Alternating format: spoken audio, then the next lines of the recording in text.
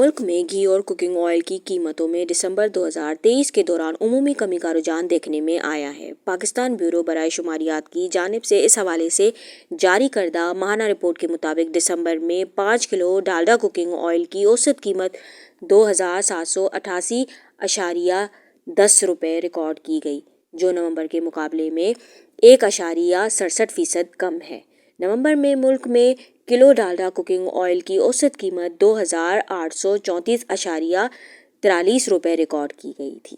आदाद शुमार के मुताबिक दिसंबर 2023 में 2.5 किलो डालडा बनास्पति घी की औसत कीमत 1328.77 रुपये रिकॉर्ड की गई, जो नवंबर के मुकाबले में 2.41% कम है।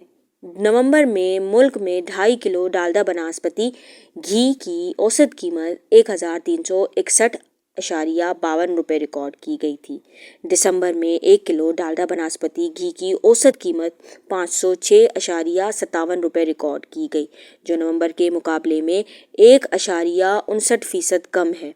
नवंबर में मुल्क में 1 किलो डालडा बनास्पति घी की औसत कीमत 514.74 रुपये रिकॉर्ड की गई। मज़ीद ख़बरन ऐं तफ़सीलात लाइ विज़िट कयो असांजी वेबसाइट www.awamiNewsHD.com ऐं ॾिसंदा रहो अवामी न्यूज़ HD।